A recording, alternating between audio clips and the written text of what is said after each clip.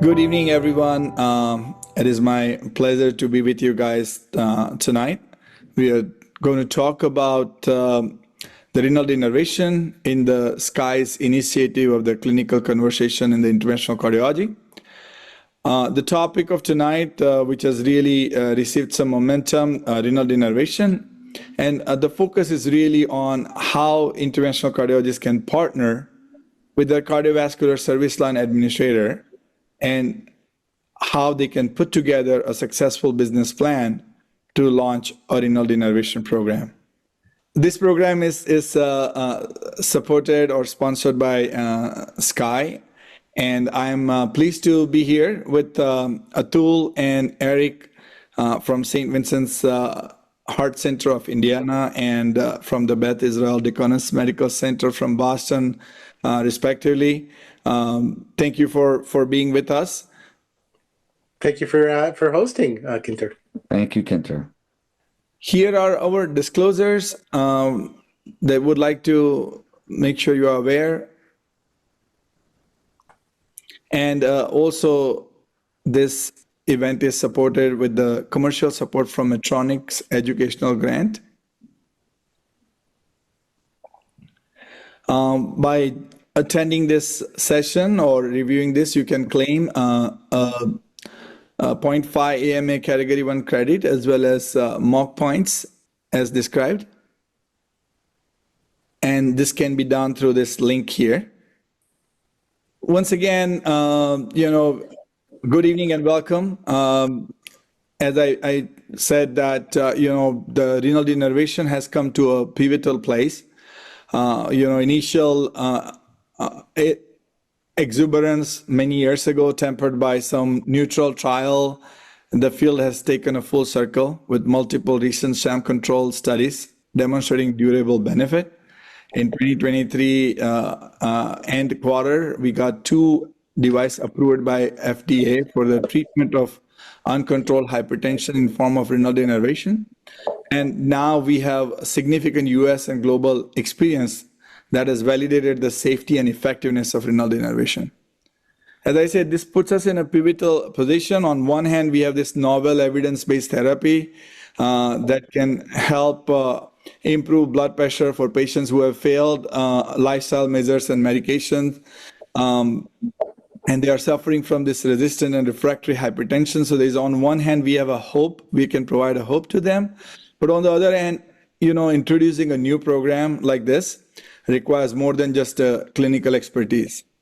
It demands a strong alignment with your institutional leadership. You need to have a clear business case and a pathway to financial and operational success. So that's going to be our focus, and we'll highlight all the practical elements that are required for creating such business plan, a program development, economics around it, and the long-term sustainability.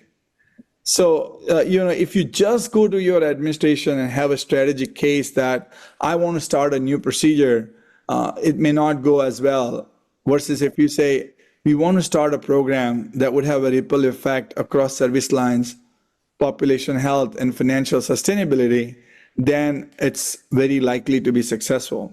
So this evening's discussion, we kind of divide into 3 segments, and I'll make a case that I did to my hospital, to my institution administrators, that why do we need to have a renal denervation program. We started our renal denervation program in January of 2024.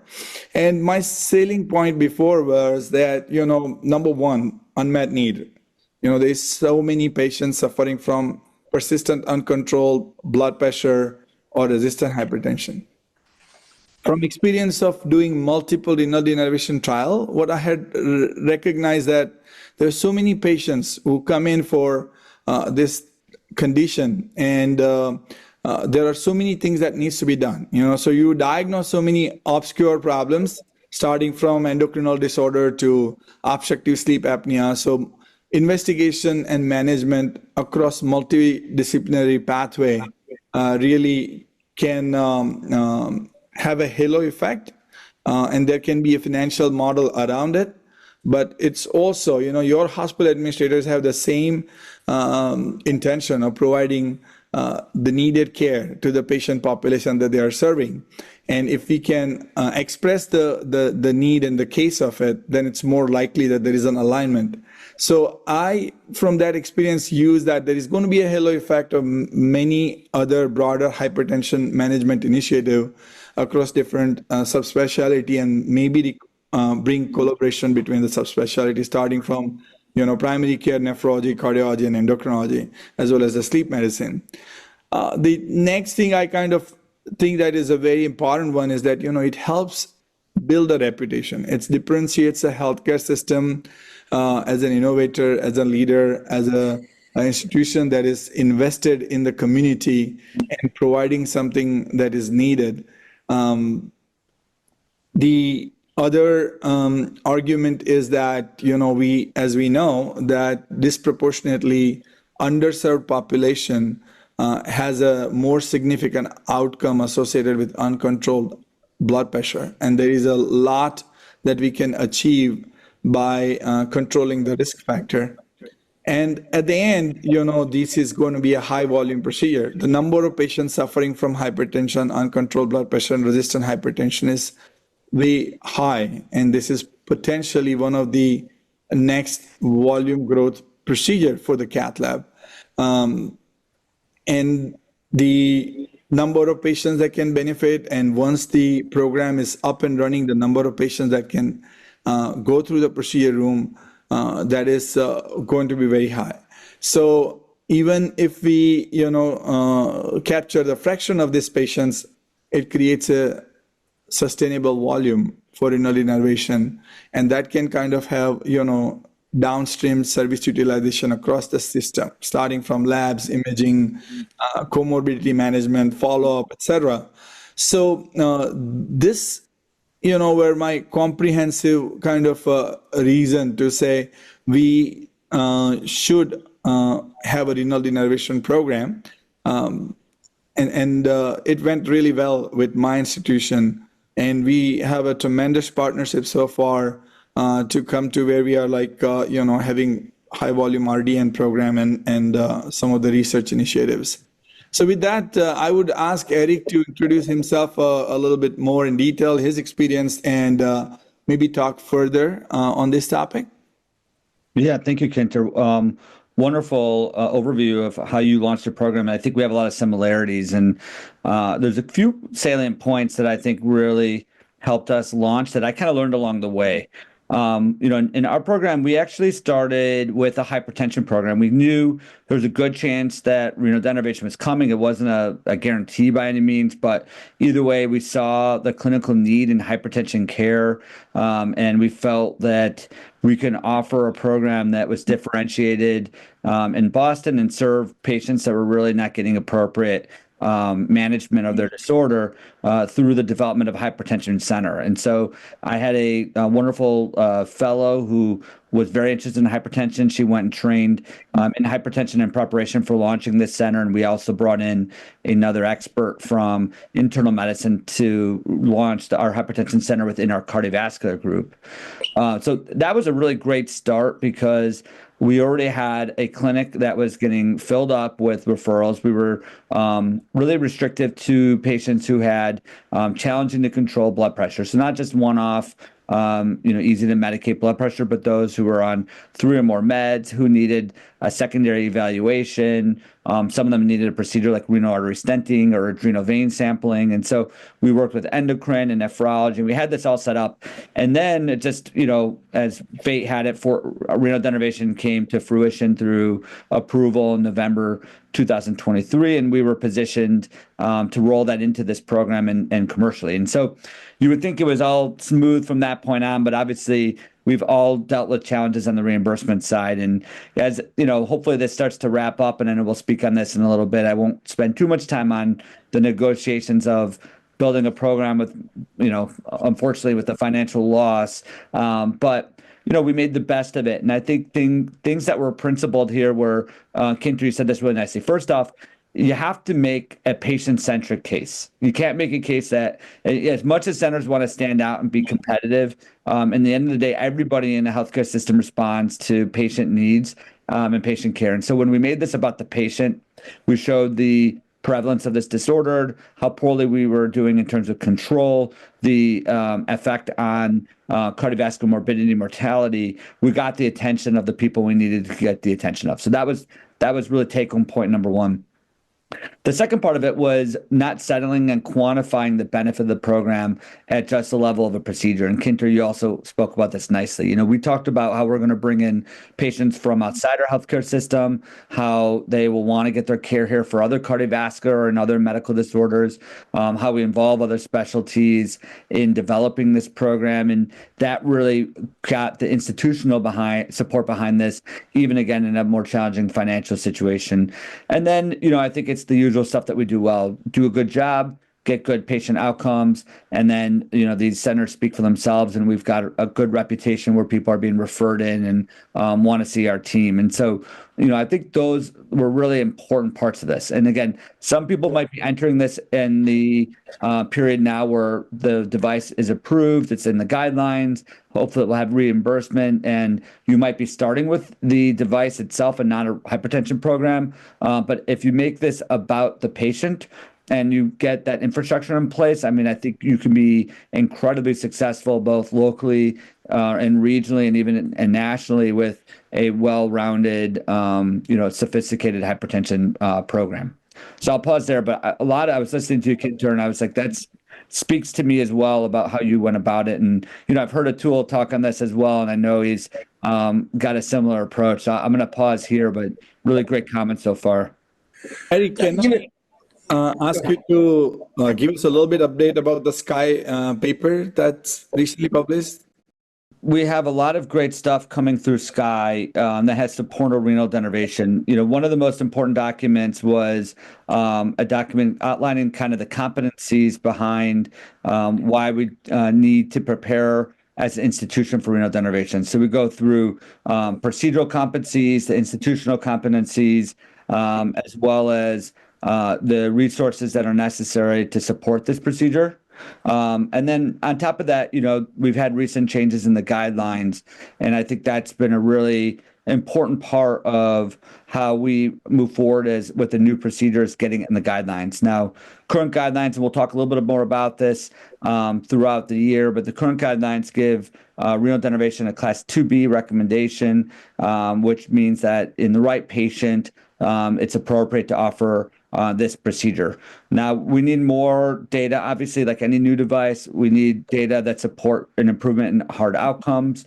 Although blood pressure is a very strong surrogate for hard outcomes, that's still what the guidelines demand.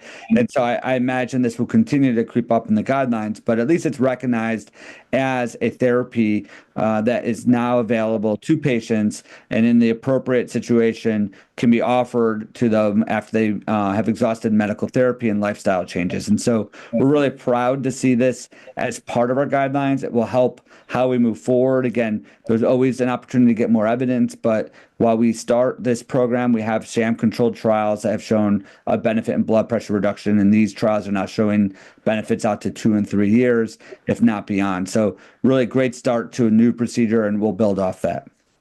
Thank you. Atul, I'm sorry to interrupt you. Please go ahead.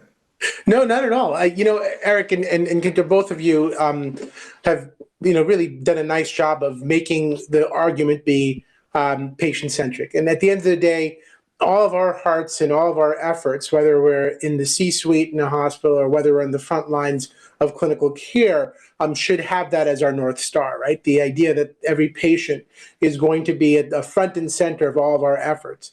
However, you know, one of the concerns and frankly, some of the real world realities of the current situation are that many healthcare systems are faltering now, particularly in the post-COVID world. And I'm just sort of throwing this slide up there right now just to show you folks exactly what we're seeing when it comes to hospitals with negative profit margins.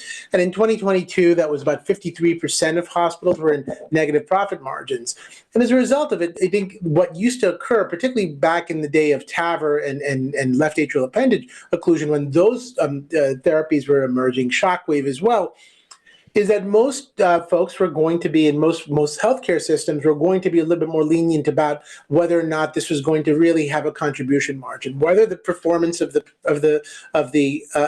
procedure was going to add to the bottom line of a hospital Excel spreadsheet. Unfortunately, we do see that this is going to be a little more difficult in the current era. But as you can see, many healthcare systems now are in a recovery mode. And that's important to know. Again, knowing that there's the differences between Medicare and Medicare Advantage is also a concern as well.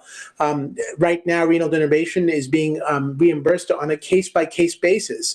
And unfortunately, Medicare Advantage is sort of the worst of both worlds in that situation, simply because it's Medicare reimbursement with the hoops of going through what a private payer or a third-party payer would have that's not going to be government-based. So long story short, I mean, we're seeing a lot of sort of headwinds in seeing the technology take off. Now, what is going to change? And that is that we now have the NCD that has been proposed as of July 10th of 2025, national coverage determination for Medicare that we hope will get through on October 8th of this year. And that may change, especially for the Medicare and Medicare Advantage folks, in that we will have national coverage for the procedure.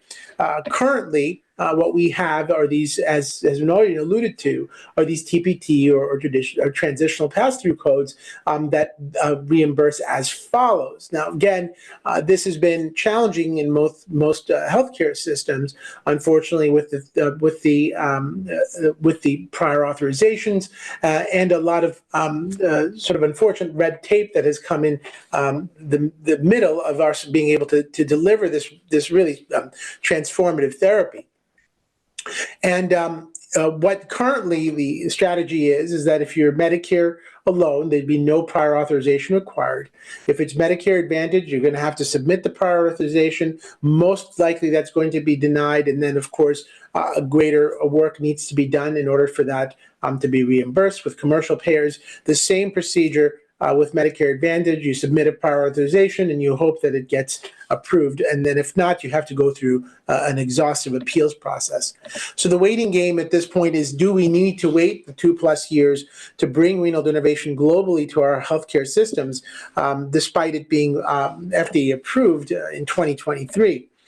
And at this point, as we're thinking about strategies for our administrators, I think, and both of you really alluded to this, and I think it's important that we sort of hone this down, is that we do think that there's going to be some subpopulations who have resistant hypertension that are going to be higher yield when it comes to utilization of healthcare in these systems. And that certainly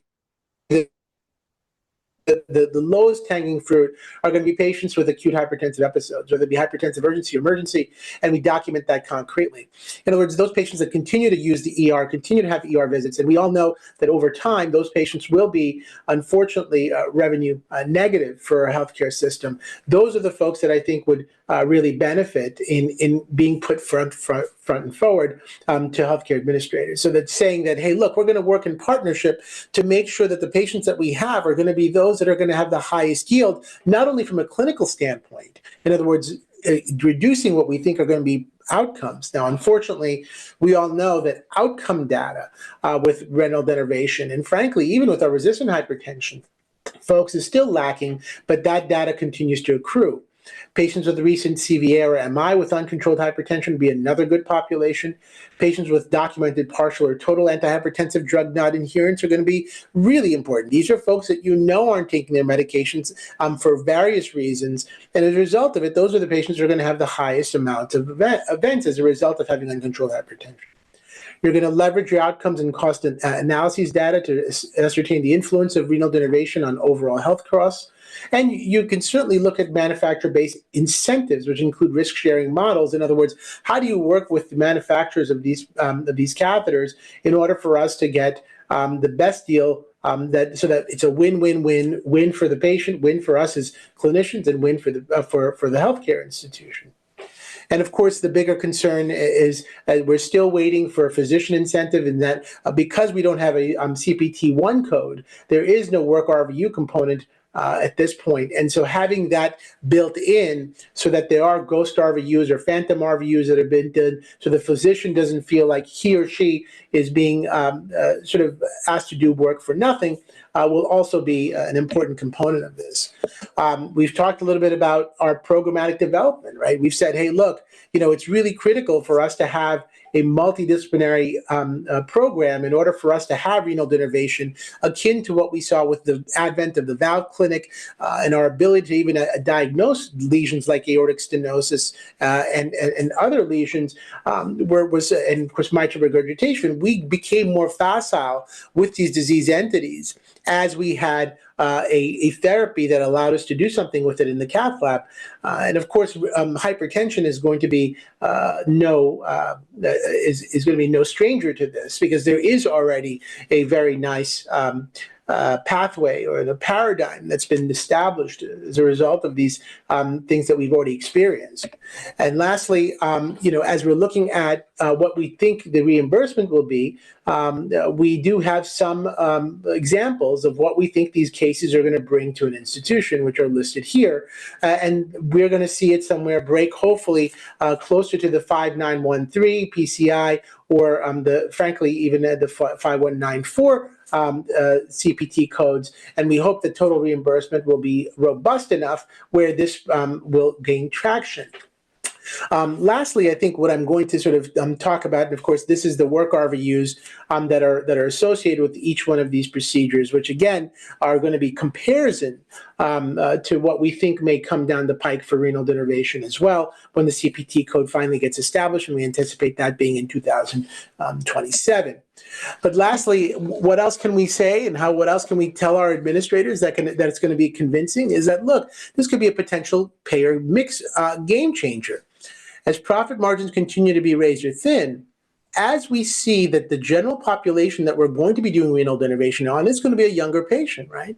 So right now, as we get Medicare reimbursement for this, our eye on the prize should be for those folks who are on commercial payer insurance. And those are the ones that are going to be really coveted by most healthcare systems. Remember that in all the renal denervation trials, average ages are in the mid-50s, and we do think that that will bring in a lot more commercial payers, which are, for a healthcare institution, really important to have to help buttress some of the loss that we see in a heavy Medicare environment.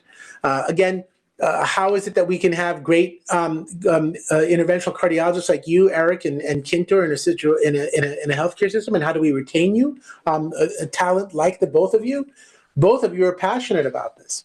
So we have to tell the healthcare, our administrators and folks who are in the C-suites, that this is a tool that is really important, particularly for those who don't do structural work, that this is going to be a skill and an area of interest for interventional cardiologists, and not having this may put us behind the 8 ball when it comes to recruitment and retention of interventional cardiologists with great talent.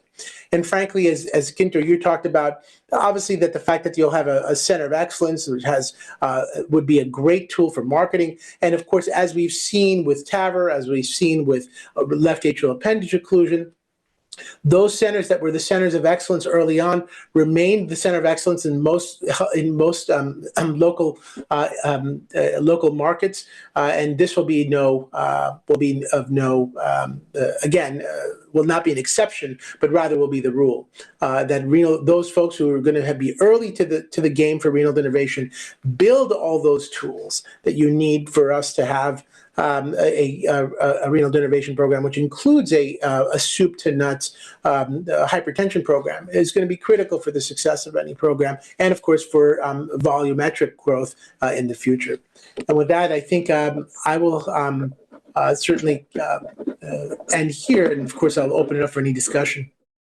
Atul, thanks a lot. That was such a beautiful comprehensive overview of the landscape. I think to add on to what you said, I think the time taken from the time you start building a program like that to really have a seamless patient referral encounters and the whole operational aspect of it, as well as collaboration across multi-specialty across the institution, it takes time. So, if you wait until the full CMS reimbursement is you're going to be late in the game.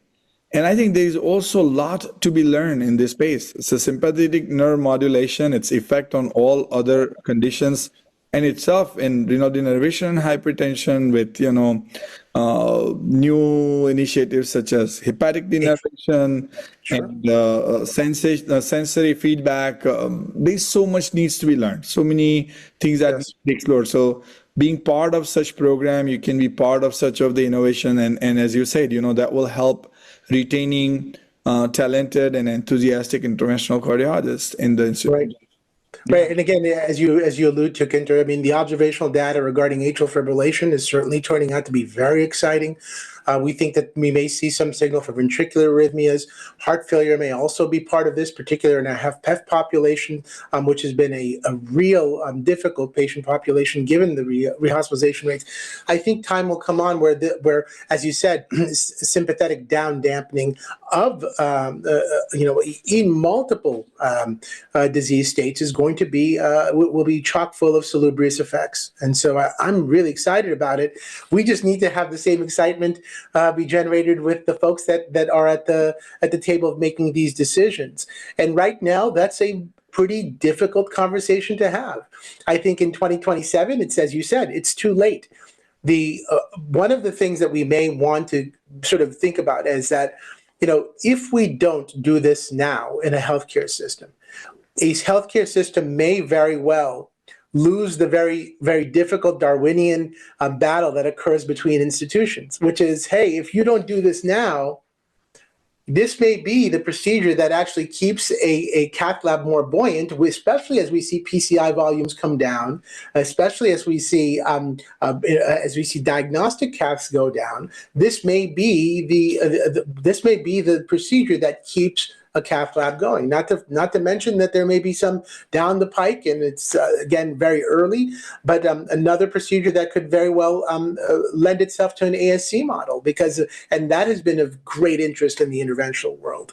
Those are great comments, Atul. And I think that after we move beyond the patient, which is the most important part of this, I do think like things that have benefited us are being early to this space and advertising that locally, whether it's in the local market or regionally in advertisements. I mean, again, institutions now are all horizontally, conglomerates of different healthcare hospitals competing against healthcare systems, and standing out with a new therapy is of the utmost importance to a lot of these. And then, I also think that bringing in clinical studies, if you're challenged with the finances, it's once you bring in the clinical study, you get the device, you get some experience. Sometimes it's easier to parlay that into permanent ability to use the device and the procedure and whatnot. And so that's also a nice entry point, and it can bring in some resources to support you up front.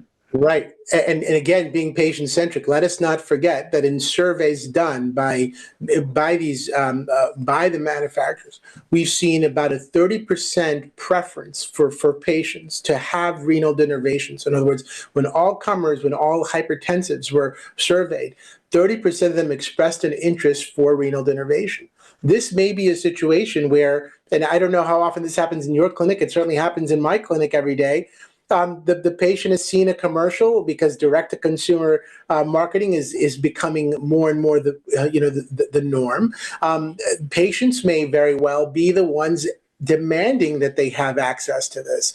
And so, long story short, this may be one of those things that a healthcare system can't ignore simply because the demand is fairly high. Yeah. Can we briefly, maybe for our listeners, our SCAI members and the team, touch base on nuances of organizing or starting a program? Because I think each institution is different, and your local political situation could be different. You may or may not have an established hypertension program. And what you probably want to do is kind of understand where your patients live with uncontrolled blood pressure and how you approach them, how you make it easy to run through those rule outs of the secondary causes of hypertension, have a comprehensive program where you can review the meds and lifestyle measures. And so there are a lot of nuances to it. And I think the important thing is that you cannot do this as a procedure. You have to do this as a program. And you have to get multiple team members on board to get this program going. So now, just briefly, in a minute or so, the organization that I am part of, we are spread across 4 counties of South Jersey. We have 5 hospitals in the system, and we have total 90 cardiologists. So it's a huge program. And what we did is we said, all right, let's make a simple referral pathway for invasive management of hypertension through the EPIC. And we did not have an established hypertension program. So the patient comes through a referral, a nurse navigator picks up the referral, gets through appropriate ordering of the test, a nurse practitioners review those things, and starts managing the little bit more aggressive medications. And then comes the talk about, denervation. So it's like, and in this whole situation, we have endocrinologists on board. So if there is abnormal hormone, the patient goes there. If patient meets the screening criteria for sleep apnea, they go there. So it's just a program that you want to think through as a whole, and then you are likely to be more successful. Agreed. Hypertension is a very longitudinal disease state. And what I mean by that is that there's going to be review of data on a day-to-day basis in some of these folks. And having that infrastructure in place, for some folks, it's going to be nurse navigators. For some folks, it's going to be APPs. For some folks, it's going to be outpatient pharmacists. So you have a lot of ways to skin the cat. Whatever works for you is the way to do it. But at the end of the day, as you said, even the NCD proposal states very specifically that a multidisciplinary team must be in place with a hypertension program. Now, interestingly enough, a lot of my folks have asked, well, do I need 24-hour blood pressure monitoring for this? And the answer is probably not. You may, you could get away with just home pressures as long as they're being done correctly and you've documented it well. But again, as you pointed out so well, Kintur, that this is going to be just like it was back when in the TAVR days, where unless you have a true system that can take these patients in, really adjudicate them properly, really go to phenotypes of hypertension, there's no way to just be that this is going to go straight from diagnosis to cath lab. It's a long haul. Correct. Yeah, I don't have much to add to that. I totally agree with Atul, though. I rely completely on my hypertension partners and program. And so, I think secondary eval is absolutely critical. I think exhausting therapies and finding the right pathway for the patient takes time. And, it's hard to do that when you're in the cath lab, trying to do procedures, and also you have other clinic types of patients. So, I rely closely on my team for both the screening and evaluation and for the follow-up even after the procedure. So, I always tell people, you don't need 20 people, you don't need 10 people, you may only need one person, but, it's really not the strategy to be the interventionalist and the hypertension specialist. You need some support there. And also someone, like you said, Atul, is going to think about all aspects of hypertension care, because in the end of the day, we want this disease state to be treated. We want to manage these patients. It's not only about a procedure, it's about the condition Right.